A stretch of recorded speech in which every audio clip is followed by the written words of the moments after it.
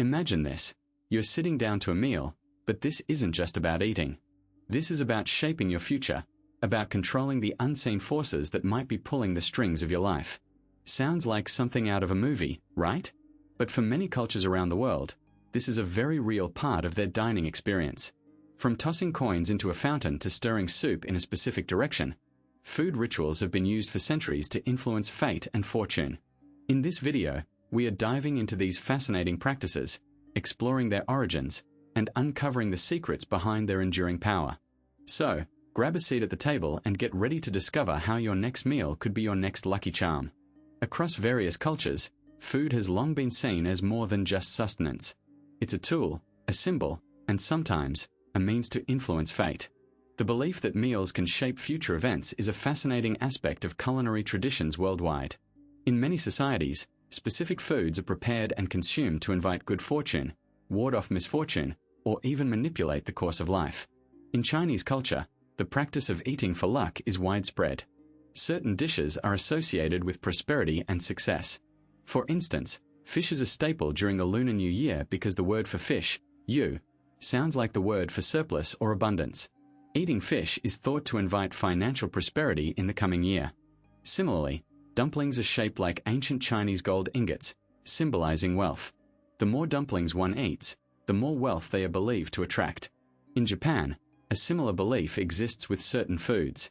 For example, osekahan, a red bean and rice dish, is eaten during celebrations and festivals.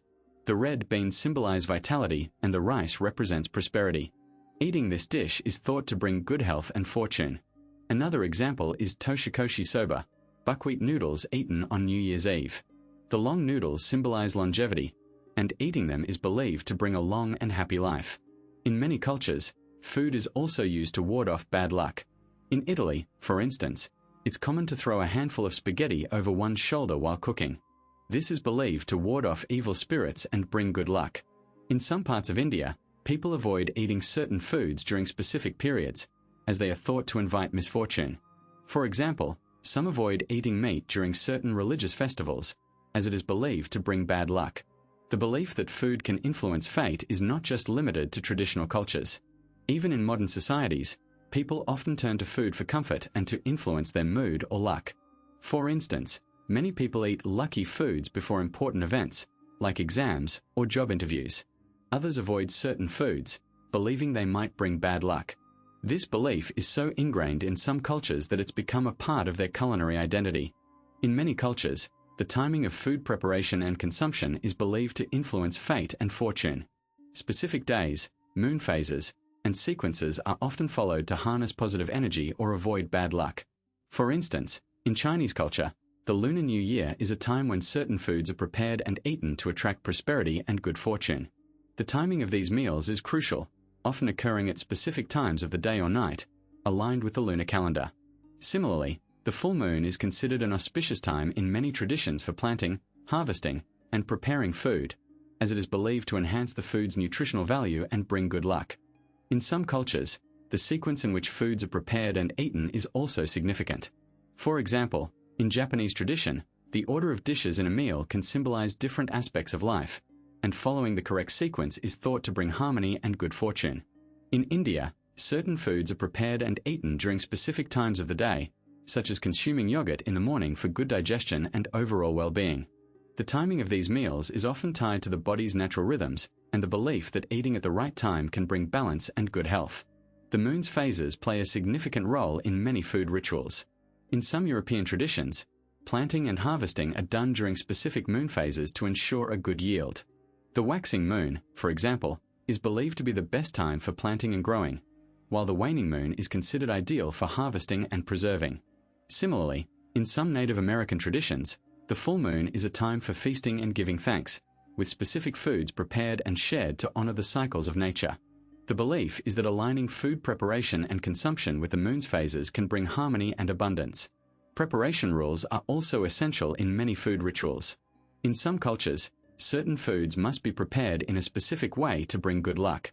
For example, in Italian tradition, breaking a wishbone from a chicken is a ritual done to make a wish, and the person who gets the larger piece is believed to have their wish granted. In some African cultures, specific spices, and herbs are used in cooking to bring protection and good fortune. The belief is that the way food is prepared can influence its ability to bring positive energy and good luck. Following these rules is seen as a way to honor tradition and connect with the natural world. Across various cultures, certain foods are avoided due to deep-seated beliefs that they bring bad luck or misfortune.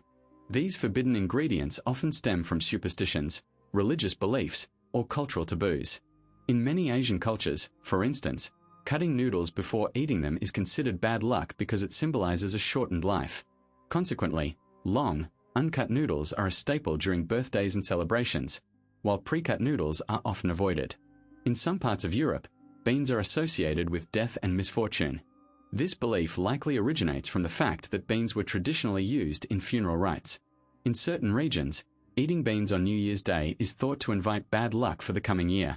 Similarly, in some cultures, eating certain types of meat, like pork, is avoided due to religious beliefs or superstitions about impurity and bad fortune. Superstitions around eggs are also common. In some cultures, eating eggs on specific days of the week is believed to bring misfortune. For example, in some parts of Latin America, eating eggs on Fridays is considered bad luck. This belief is often tied to religious observances and the idea that certain foods should be avoided on holy days. Additionally, in some cultures, breaking an egg while cooking is seen as a sign of impending bad luck, leading people to take extra care when handling them. These beliefs highlight the deep connection between food and cultural practices. While many of these superstitions may seem irrational to outsiders, they play a significant role in shaping dietary habits and traditions. Understanding these forbidden ingredients provides a glimpse into the rich tapestry of cultural beliefs and practices that influence daily life.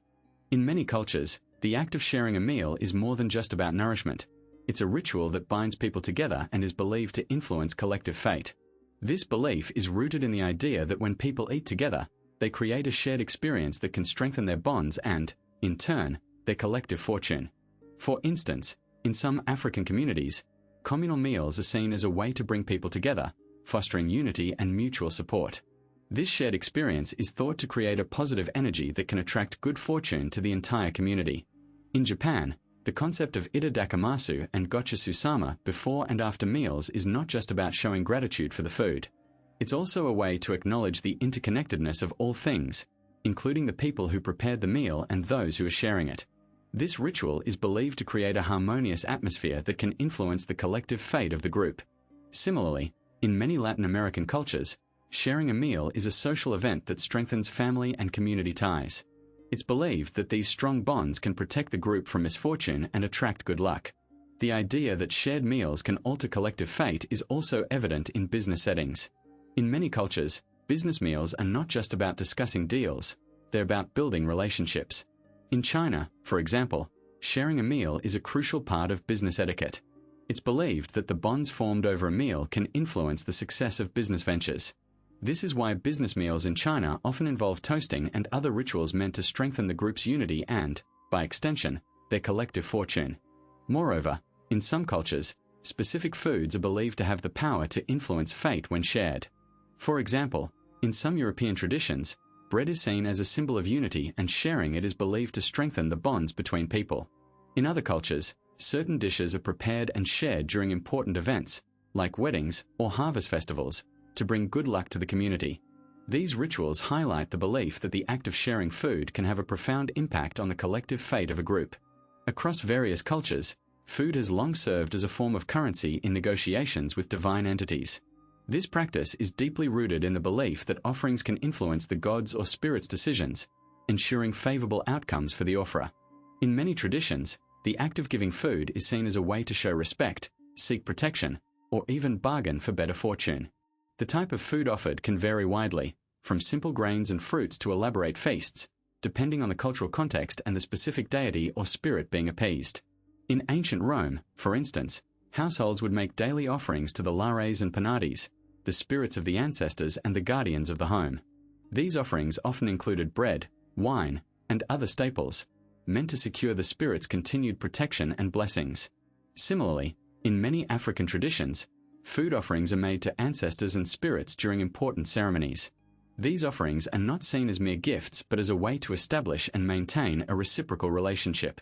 The belief is that by feeding the spirits, one ensures their goodwill and support in return. In some cultures, the act of offering food is tied to specific rituals and taboos. For example, in certain indigenous traditions of the Americas, food offerings are made with great care and precision. The food must be prepared in a specific way, and certain items are considered more potent than others. The act of offering is often accompanied by prayers and chants, further emphasizing the negotiation aspect of the ritual. In Japan, offerings of rice, sake, and other foods are made to Shinto kami, spirits or deities, during festivals and ceremonies. These offerings are believed to bring good fortune, health, and prosperity. The concept of food as negotiation currency is not limited to ancient or traditional practices. Even in modern times, many people continue to make food offerings as a way to seek divine favor. In some communities, it is common to leave out food for spirits or deities before important events, such as exams, job interviews, or weddings. The belief is that by making these offerings, one can influence the outcome of the event in the favor. This practice highlights the enduring power of food as a symbol of negotiation and exchange in the realm of the divine.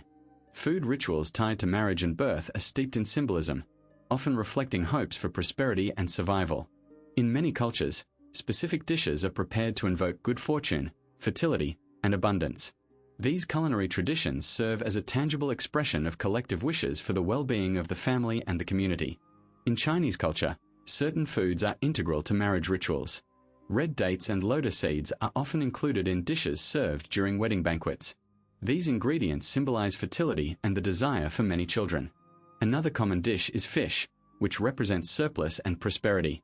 The Chinese word for fish, yu, sounds like the word for abundance, making it a popular choice for celebrations. Similarly, in Korean weddings, a dish called jeon is served. These savory pancakes are made with various fillings, and their round shape symbolizes unity and harmony. Birth rituals also feature foods meant to ensure the health and longevity of the newborn. In India, a post-birth meal called sathai is prepared for the mother. This dish includes ingredients like jaggery, sesame seeds, and rice, which are believed to provide energy and nourishment. In some communities, a sweet rice pudding called kheer is offered to the newborn as their first solid food, symbolizing a sweet and prosperous life. In Mexico, a dish called mole is often prepared for a mother after childbirth. This rich, complex sauce is considered a nourishing and fortifying meal, helping the mother regain her strength. These rituals highlight the deep connection between food and cultural beliefs. The dishes prepared for marriages and births are not just about sustenance, they are imbued with meaning and intention. By sharing these meals, families and communities come together to celebrate and support one another, reinforcing bonds and shared values. The act of preparing and consuming these foods becomes a ritualistic practice, a way to honor tradition and express hope for the future. In many cultures, food rituals are deeply intertwined with beliefs about fate and fortune. These rituals often follow specific instructions, and when they fail, it's common to blame the outcome on incorrect preparation. This shift of blame can be seen in various traditions around the world. For instance, in some Asian cultures, preparing a dish for a ritual meal involves precise measurements and steps. If the ritual doesn't yield the desired results, it's often attributed to a misstep in the preparation process. This could be anything from using the wrong ingredient to not following the correct sequence of cooking steps. The belief is that the spirits or deities involved in the ritual are particular and will not respond positively if the offering is not prepared correctly. Similarly, in certain African traditions, food offerings are made to ancestors or spirits to seek their favor. The preparation of these offerings is meticulous, with specific foods, cooking methods, and even the time of day being crucial. If the ritual fails, it's often because the preparation was not done according to the prescribed methods. This blame isn't necessarily a criticism of the person performing the ritual, but rather an acknowledgement of the importance of adhering to the ritual's rules.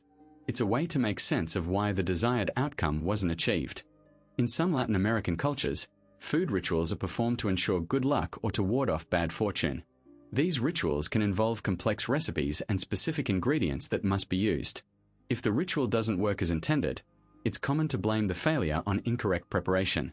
This could mean that an ingredient was omitted, a step was skipped, or the food was not cooked in the right way. The belief is that the spirits or forces being appealed to are particular and will only respond to offerings that are prepared correctly. This blame isn't just about finding someone to fault. It's often a way to understand and learn from the failure. By identifying what went wrong in the preparation, the the person performing the ritual can make corrections for the next attempt. It's a way to ensure that the ritual is done correctly in the future, increasing the chances of achieving the desired outcome. This approach reflects a deep respect for the ritual and the beliefs associated with it. It's a way to honor the traditions and the forces being appealed to, ensuring that the ritual is performed in the most effective way possible. Throughout history, people have turned to rituals to influence their fate and fortune. Many of these ancient practices have survived and evolved, finding their way into modern customs. In Japan, for instance, the tradition of eating toshikoshi soba on New Year's Eve is believed to bring long life and prosperity. The long noodles symbolize the continuity of life, and slurping them up makes a satisfying sound that's thought to sweep away the misfortunes of the past year. This ritual, rooted in ancient Shinto beliefs, is still widely practiced today, with families gathering to enjoy the meal together. In many cultures, food rituals are tied to the lunar calendar. The Chinese New Year, for example, is marked by a feast that includes specific dishes meant to attract good luck. Fish is a staple, as the Chinese word for fish, yu, sounds like the word for surplus or abundance. Similarly, dumplings are shaped like ancient ingots, symbolizing wealth. These traditions have persisted for generations, with families recreating the same recipes year after year. The act of preparing and sharing these foods strengthens family bonds and reinforces cultural identity. Even in the Western world, where ancient traditions are less overt, food rituals persist. In the United States, the tradition of eating black-eyed peas on New Year's Day is believed to bring good luck. This custom has its roots in African American culture and is thought to have originated during the Civil War. The peas, which were considered livestock feed, were one of the few foods available to enslaved people. Eating them on New Year's Day became a symbol of hope and prosperity. Today, many Americans, regardless of their cultural background, include black-eyed peas in their New Year celebrations. These examples show how food rituals can transcend their original purposes. They become a way to connect with the past, express cultural identity, and foster a sense of community. Whether it's a family gathering for toshikoshi soba or a community potluck featuring black-eyed peas, these rituals remind us of our shared humanity. They provide a sense of continuity and comfort, offering a tangible way to influence our fate and fortune. As we wrap up our journey through these fascinating food rituals, let's recap the key points. We've seen how a simple bowl of kanji can bring good luck, how tossing noodles can symbolize longevity, and how sharing a meal can strengthen bonds and invite prosperity. These rituals, passed down through generations, show us that food is more than just sustenance. It's a powerful tool for shaping our fate and fortune. Now, it's your turn to explore. Maybe you'll try making kanji for luck, or perhaps you'll gather friends for a shared meal to strengthen your bonds. Whatever you choose, remember that these rituals are about intention and connection. So, go ahead, give them a try, and see how they might just change your fortune. And if you're hungry for more, stay tuned. Next time, we'll be diving into the world of food superstitions from around the globe. You won't want to miss it. Until then, happy eating, and here's to a fortunate future.